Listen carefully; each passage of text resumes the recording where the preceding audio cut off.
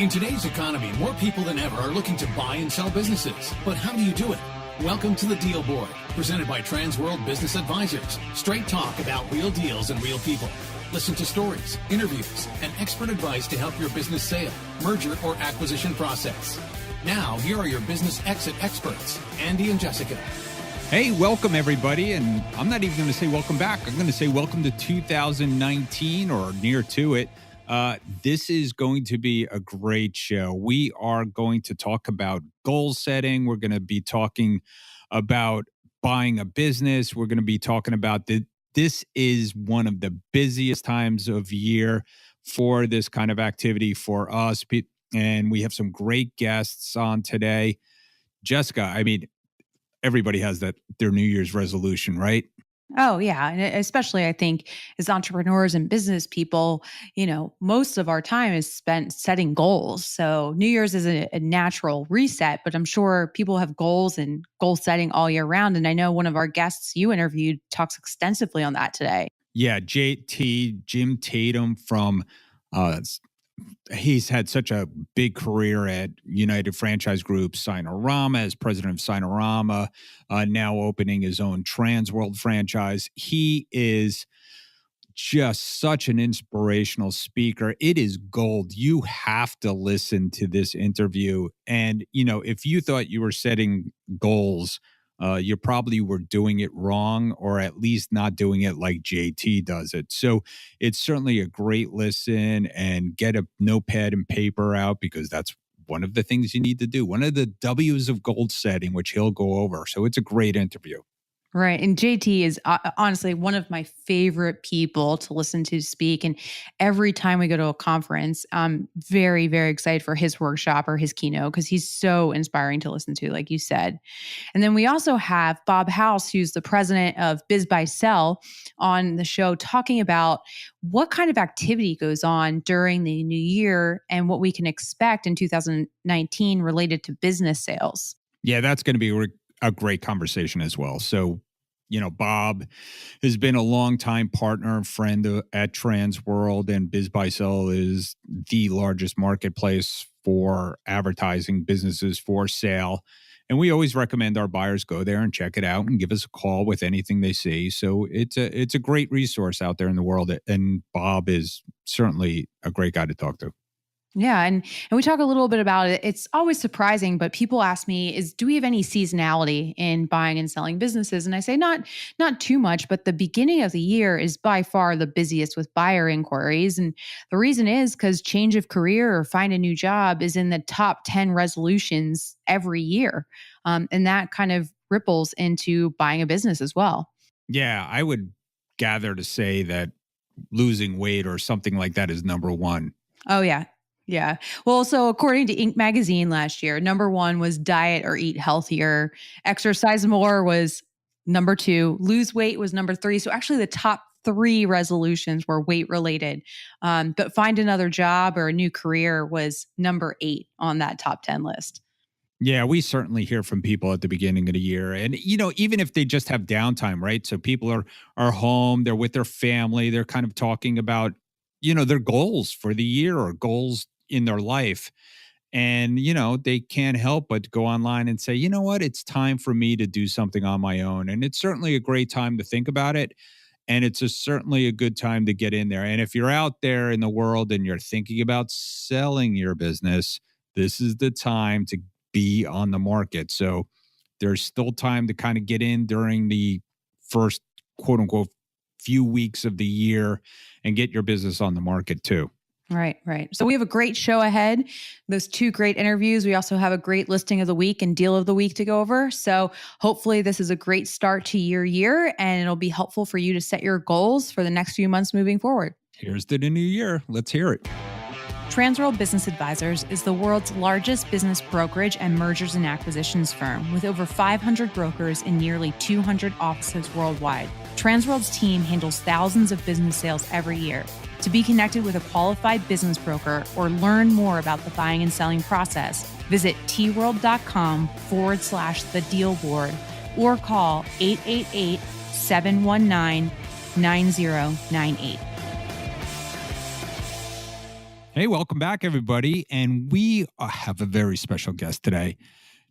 Jim Tatem of United Franchise Group. His friends call him JT. We call him JT, and we're very happy to have him. And he is with United Franchise Group, also with Trans World Business Advisors. And here at United Franchise Group and at Trans World, he's given incredible speeches about goal setting. And we are talking about getting off to a great start in the new year. And a lot of people make resolutions, and those are also goals. And I've learned a lot from JT, and I want you to hear from him directly. So with that, I'll turn it over to JT. Well, thanks, Andy, and happy to be here. Thanks for having me on the show. Always a pleasure to be associated with the Deal Board and what you guys are doing over there at Trans World Business Advisors. So as you were talking about, it coming into 2019, brand new year, and like you said, there's a lot of folks that are going to be setting resolutions, making resolutions, setting goals for the coming year. And I like to always try and differentiate between the two different types of people. And I've always said to my kids and people that I've mentored and coached that there's two types of people in the world, right? There's the people that life happens to, and there's the people that make life happen. And I refuse to be somebody who just life happens to me. I really want to kind of control the controllables as much as I can. And so in doing that, every year about this time between Christmas and New Year's, in fact, at the Tatem household, one of the things that we do is we go around the room for a day and we spend time, each person coming up with goals that they want to set and achieve in the following year. And I've been doing that since my kids were 7, 8, 9, 10 years old. And in fact, my oldest son, who's my third, one of the goals he had coming out of high school was he wanted to play for Bobby Bowden at Florida State University. And my friends all said to me, well, that's crazy. He's never going to do. He's going to walk on to the Florida State team because he didn't play high school football. He was a golf player. And so they said, it's an impossible thing. And I said, well, I'm never going to tell my kid something's impossible for him. We're just going to put a game plan together, and he's going to work towards working and playing for Bobby. And in the fall semester of his first year, he tried out and he didn't make it. And so I said to him, so what are you thinking, Eli? What are you going to do? He goes, that just gives me another semester to get faster and stronger, Dad. And in the spring of the following year, he walked on to Florida State and he played for 3 years as a walk-on. So anything is possible if you have the right gumption and you put a game plan together. So, it's the difference for us, whether it's in business or in personal life, between being a goal setter and being a goal getter. And just about anybody can set goals. In fact, I listen to a lot of goal setting and goal getting from Zig Ziglar, from Brian Tracy, from people who've been around doing this much longer than you and I have been doing it. And one of the things that Brian talks about is, being in the top 1%, the top 2 or 3% of people in the world. And most people, if you're in a crowded room and you said, hey, how many people in the room have a goal? Raise your hands. Everybody in the room would probably raise your hand. And if you said to them, now keep your hand up if you have the goals written down, about 50% of the people in the room are going to drop their hand. And then if you said to those people who still have their hands up, and those of you who have your hands up and have them written down, how many have them with you? Another 50% will lower their hands. And then if you ask those people who are still remaining, and how many of you have looked at them because you keep them with you every day, you typically wind up with about 10% of those people with their hands still up. So what's the difference between being a goal setter and a goal getter? The first thing is obviously that you write them down and you have a clear mindset of where you want to go, whether it's in the next year or the short-term goals might be the next 6 months, a year, maybe a year and a half. Long-term goals might take you further out than that. And I can remember one of the first goal-setting sessions and goal-getting setting sessions I went through was with a guy who said to me, I want you to plan your life as though you're going to live to be 100. And he said, the first thing I want you to do is write down all of the major accomplishments that have happened up to you, in your life up to this time. And so at the time I was about 35 years old. And I wrote things like I got married and I had kids and I graduated, from high school, and I played sports, et cetera, et cetera. And he said, the reason you do that first is to prove to yourself that you can accomplish things. And you need to have some hooks, some things that you can kind of anchor to say, hey, I have been successful in the past. But then going forward, if you look at yourself, Andy, you're, in your early 50s probably, and so am I. And we look at our life ahead and you say, geez, if I was going to live to be 100, what could I accomplish in another 45 or 50 years? Especially knowing what I know today. because I really probably wouldn't count the first 20 or 25 years as having accomplished a whole heck of a lot for myself. But, learning from those things, if I put together a game plan of what's going to happen between now and the time I live to be 100, I have a list of 255 things that I want to accomplish between now and September 11th, 2065, because that's when 100 would be. Now, the bottom line is, am I going to live to be 100? I don't know. I don't control that.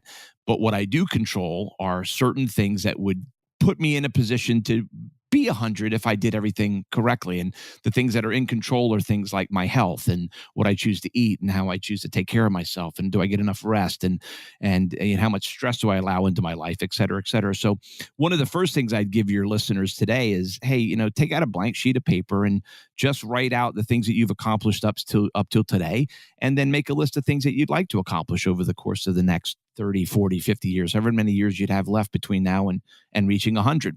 And when I show people my list of 255 things, they say that's a lot. But the reality is, if I have 50 years left and I accomplish 5 things a year, that's 250 things. So it's really not that far out, and that's not that far reaching to be able to get to that point. So I created a thing called the Excellent Life Planner some time ago, and it helped me to start with my life goals, and then I break those down into 1, 3, 5, and 10-year objectives, and then I break those down into what I'm going to accomplish for the next 12 months. And that's really the go forward for the folks that are listening today. If you were to say, let's just start off, if you don't want to do the whole 100-year thing, but in the next 12 months, what do you want to accomplish? What's one thing you want to accomplish in your home life with your spouse or significant other or somebody in your family? What's one thing you want to accomplish in your career? What's one financial goal you want to set? What's one fitness or health goal you want to set? What's one spiritual goal you want to set? What's one mental goal? You want to read a book, you want to learn a language, whatever those things might be. You might wind up with 8 or 10 things that you want to accomplish over the course of a year, and then formulate a game plan for them. And that's what the Excellent Life Planner allows you to do. It follows these, what I like to call the 8 steps of goal setting. So the first of those 8 steps is it's a W, and the first word is write. And that means just write it down. What do you want to accomplish? Because you've probably heard the expression that, dreams or goals that were never written down. So if you don't put it down on paper, you don't share with anybody at any point in time, there's no accountability to it. You're probably not going to achieve it. But the first thing to do is write it down. And then the second thing, the second W of goal setting is write out why. In one sentence, be able to state why you want to accomplish that specific goal that you wrote down. Because if you can't verbalize a good reason why you should do it, you probably shouldn't. But if you can come up with a good reason why you should, it'll give you some energy and some motivation when things get tough, and they will from time to time, to remember the reason why I set out to do that. I set out to be healthy and to weigh a certain amount of weight and to have a certain cholesterol level, et cetera, because I want to see my 6 grandkids grow up. I want to be able to run out in the field with them and not get winded and fall over because I'm not in good health. That's a good why for me. The third W of goal getting is where are the obstacles that are going to come in the way? What's going to block you or stop you from achieving the goal? Because if you hit an obstacle, the time to have a game plan is before you need it. So you don't want to hit the obstacle and then have to figure out, okay, what am I supposed to do now? Think a little bit about what some of those obstacles are going to be, the mountains that you're going to have to climb to get to the goal, and have a game plan for when those show up. So you've got number 1, right, number 2, why, number 3, where. The fourth W is what. What skills or abilities or talents, what things am I going to have to learn that I don't already know how to do in order to be able to be a goal getter? Is there a class I need to take? Is there a podcast I need to listen to? Is there a book I need to read? Something that needs to teach me the skill that I need to be able to achieve that goal that I've set for myself. And then number 5 W is who. Asking yourself, who can help me get there? None of us are super people. We don't take off our shirt and we have a red cape and a big S on our chest. So we're going to need some help from other people. Make a list of who those people are that can really help you get there. And then make sure you call them, you speak to them and say, here's what I'm looking to do. And can you help me? Can you be a part of my journey? And you'd be surprised. Most people want to be able to help you achieve some really significant things in your life. Then we go to number 6 on the 8 W's of goal getting, and that's the way. This is the plan. This is the second hardest piece of it. The first hardest piece is number 3, where you identify the obstacles, because most people see that as negative and they don't want to do that. But number 6 is where the real work comes in. This is where you got to put the game plan together. And you start thinking about all the different steps that you'd have to take and putting dates next to them and what resources you'd have to use to be able to achieve the goal. This is the planning stage. And this takes work. And a lot of times people will quit here because it just takes a little brain power to put it down a game plan. And when you take the game plan, you're going to go right into step number 7, which is when. That's the 7th W. That's the date. When do you want to have the goal accomplished by? And more importantly, when do you have to accomplish each of those steps along the way in step number 6? And so you got number 1, right. Number 2, why. Number 3, where are the obstacles? Number 4, what do I need to learn? Number 5, who's going to help me? Number 6, what's the way, the plan that's going to get me there? Number 7, when do I want to accomplish the goal by and each step? And the 8W is work. That's actually do something. So you can have this great game plan. You can put all these things in on your calendar, but if you don't wake up every day and do whatever pops up in your day planner, your day timer, your Outlook, whatever, and that's where those steps in number 6 wound up. They wound up on your calendar. If you don't do the work as it comes up, you'll never hit the goal. So just some real quick ideas as to how you can get from where you are today, end of 2018 going into 2019, to where you want to be December 31st, 2019.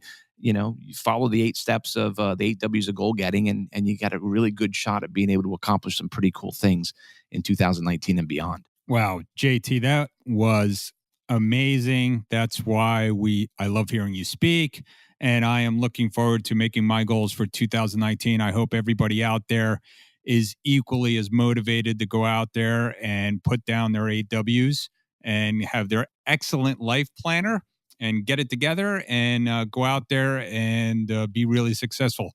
Thank you so much, JT. Anytime, and thanks for having me. And, if anybody has questions on this and they want to shoot me an email, just get me at jttatem, Tatem, @tworld.com. Hey, Andy, you know what time I think it is? I think it's time to talk about our deal of the week. Deal of the week.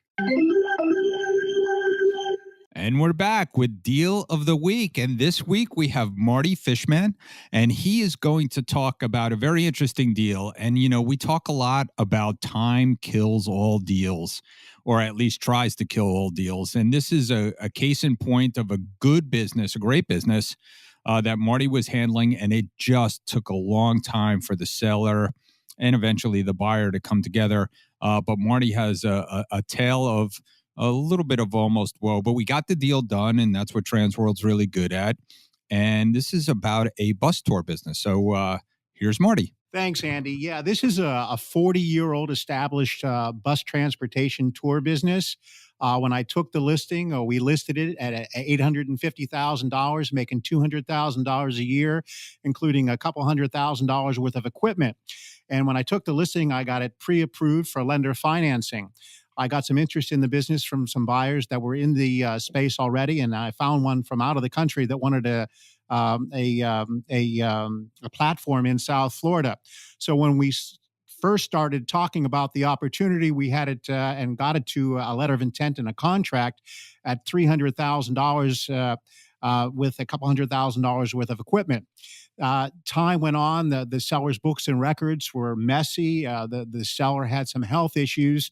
And as time went on, the business deteriorated.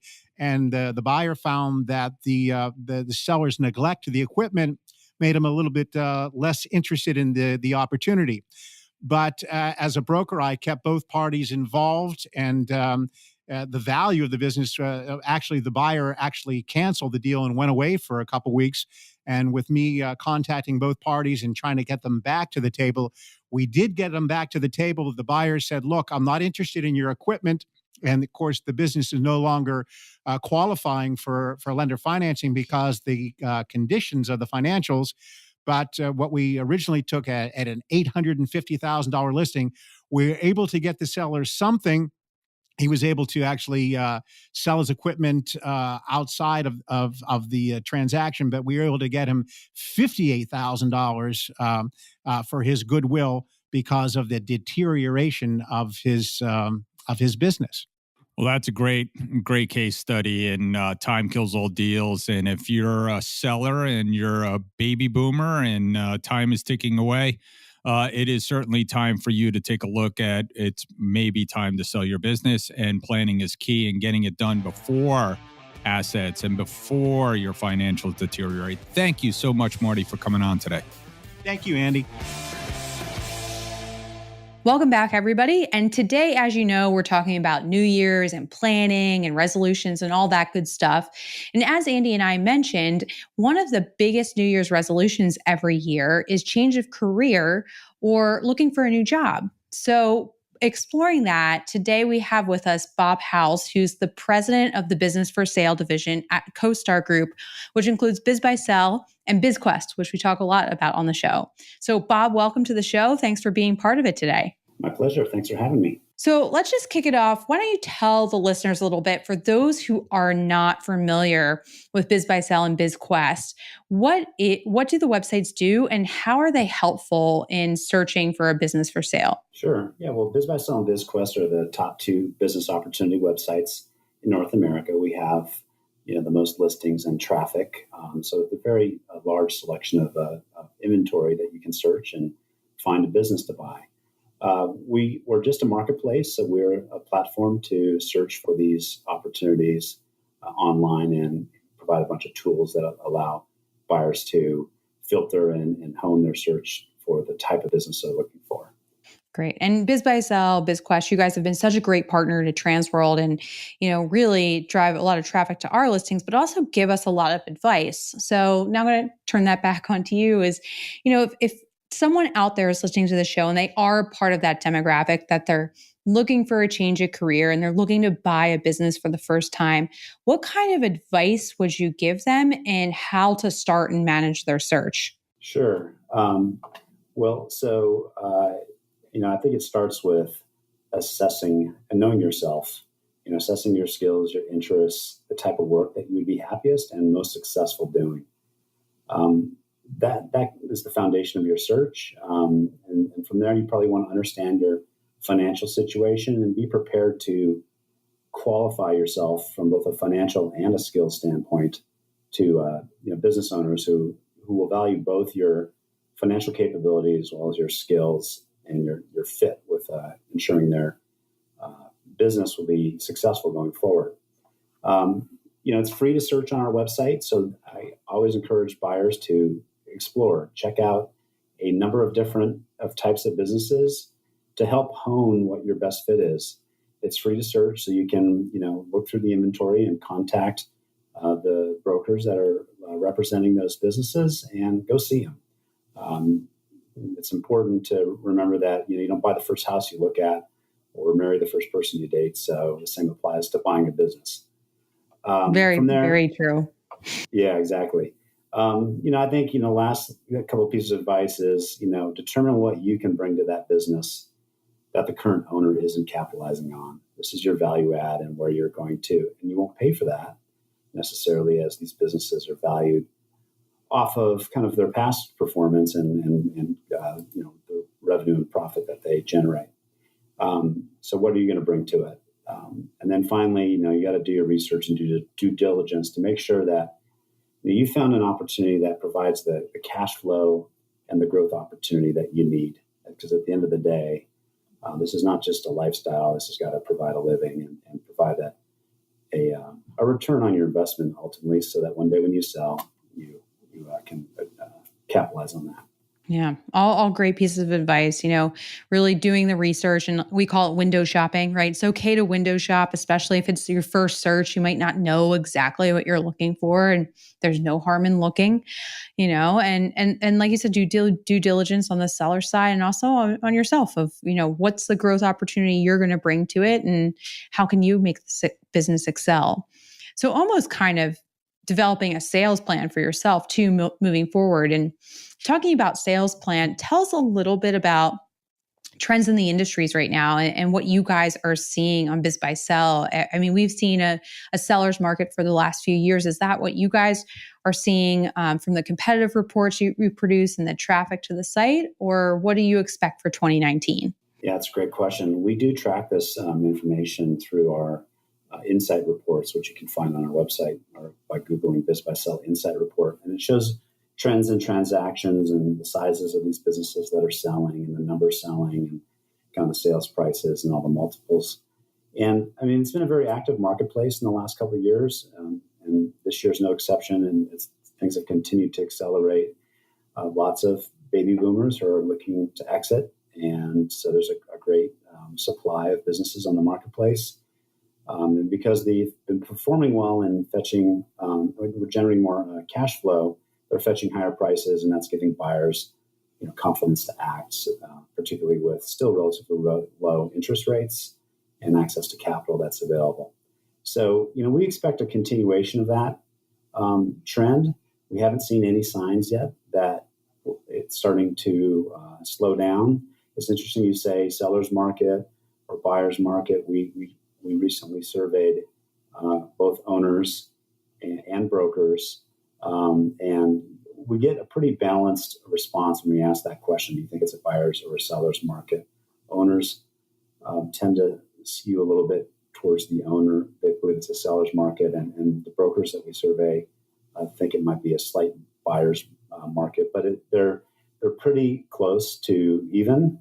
There's not a huge difference between those sentiments. What about in terms of industry or geography? Do you see any industries that are stronger than others, or any areas of the country that are outperforming others, or is it pretty much strong all the way around? It's from a regional standpoint, our top areas tend to follow where the population centers are. So, our most active markets are the biggest states: California, New York, Texas, and Florida. It really does correspond with where population is, because where there's population, there's businesses, and there's buyers for those businesses. And they seem to be, there are some regional differences. I don't have the update. We do look at that quarterly, and we'll probably be looking at that again here when Q4 wraps up and look at the regional differences. But I don't recall any large regional differences that came out from the last report. In terms of categories, you can look on the site and see that we have hundreds of categories across a range of business types, and you can really find anything. But there's certainly a lot of interest and inventory around traditional small business. When you think of that in the United States, we have restaurants is a very popular category, retail, service businesses, manufacturing. Lots of small manufacturing firms are available, wholesalers, routes, and distributors, automotive category, both repair, dealerships, gas stations, things like that, online businesses. It really, I could go down the list, but, anything from fitness centers to car washes to convenience stores, we have it all. So, those are some of the more popular categories that I just listed. But again, there's a lot of activity across a range of categories. Great. Well, that's good for both buyers and sellers. And yeah, I would definitely encourage the listeners to check out those insight reports. They're a host of great information. They come out at the end of every quarter, like Bob said. And we'll link to the latest one in our show notes too. So if the listeners want to check that out. So kind of looking at time of year, Bob, I mean, as the turn of the year is coming, literally today, do you see seasonality in this business? Are there more buyer inquiries in, say, the first quarter of the year related to goal setting and resolutions, or is it pretty steady all year long? No, it is. There is some seasonality to it. We see it every year. It does slow down around the holidays as people are preoccupied with other things, as we all are busy with our holiday events and holiday shopping. But it really picks up almost the day after Christmas, and then really accelerates after New Year's. And it's kind of like joining a gym. The New Year is when people decide that they're going to get in shape or change jobs or buy a business.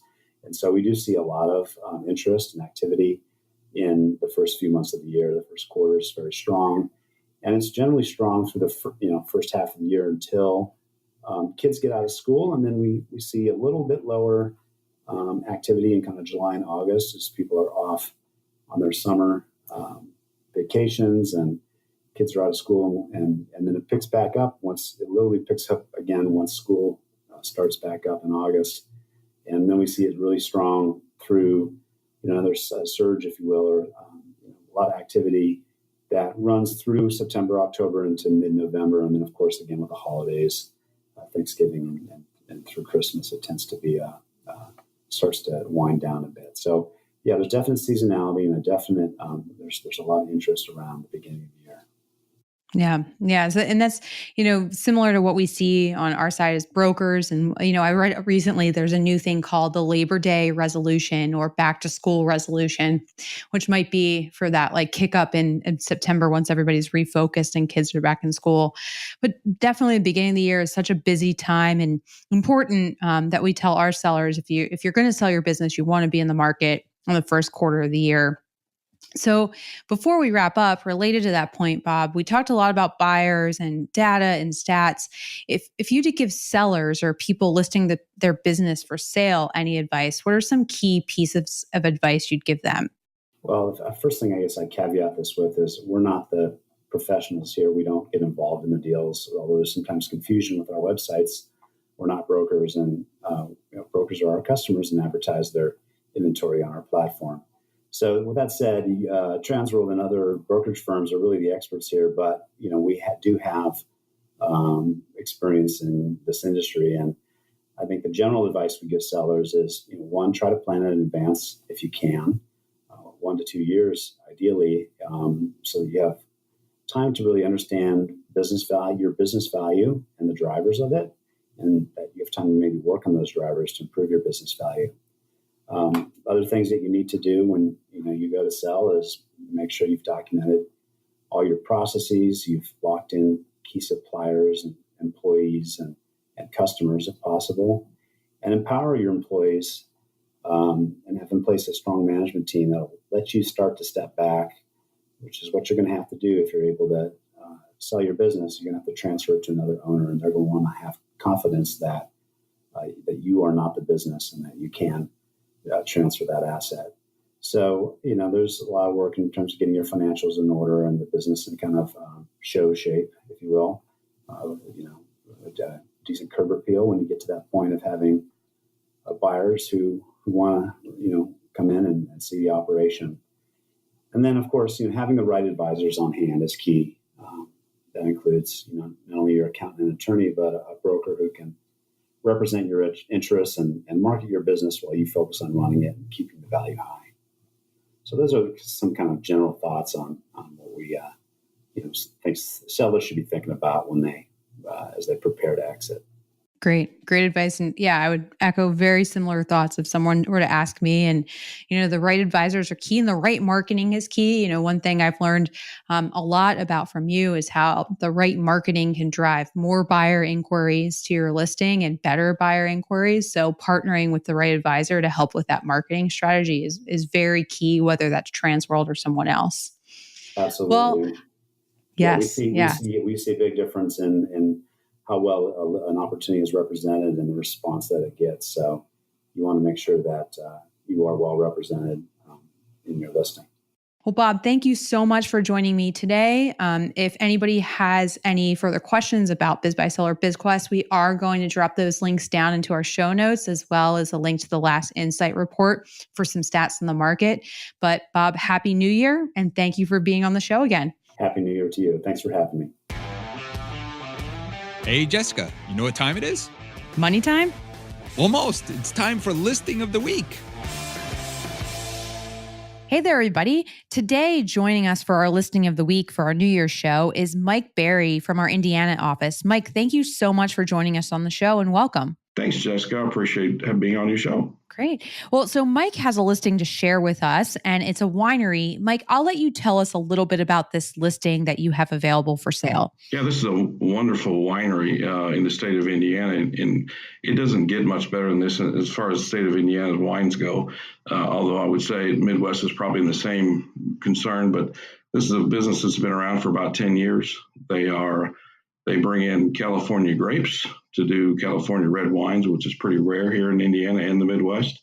And they do regional white varietals for the rest of their portfolio of wines. But overall, these guys do a wonderful job in the winery business and have built a great business over the last 10 years. Well, Mike, it sounds like a great listing and a great business for sale. And, a theme of these holiday shows that we've been doing is investigating businesses that have spikes in revenue or seasonality increases throughout the year. And I would assume wine, New Year's, people drink during New Year's. I assume they get a little bit of spike in business this time of year. Is that accurate? That's correct, Jessica. Actually, throughout the whole holiday season, they get a little bit of boost in revenue. But as you know, as they release their wines in the fall is their bigger time of the year. But you go through a little bit of a lull, and then you go back into the holiday season. And then as the families come home, as kids come home from college, it's a great place for people to go. So it does get a nice spike during the holiday season. Good. Well, and I assume it does very well all year round. I mean, people drink all year for different reasons, and wine lovers never cease to buy wine in any type of season, right? That's true. That is true, especially with the programs that they have in place for mail orders and the places they do for private labeling and things like that. So it really is a year-round type of revenue stream, although they do see a little bit of a spike this time of year. Nice. Well, it's good they've diversified income streams with the private labeling and wine clubs. So let's get into the nitty gritty, the stuff that the listeners always want to hear. Let's talk about the financials. What's the business listed for? What's the SDE that a new owner can expect, and anything else that's included in the sale? Certainly, business today is listed for $2 million. That includes a big chunk of the wine business, as you know, is $650,000 of inventory, and that inventory will move around during the season. But you can do $1.4 million and buy it straight out, or you want to include the inventory, it'll be around $2 million. That includes all of the equipment, everything that goes along with operating the business.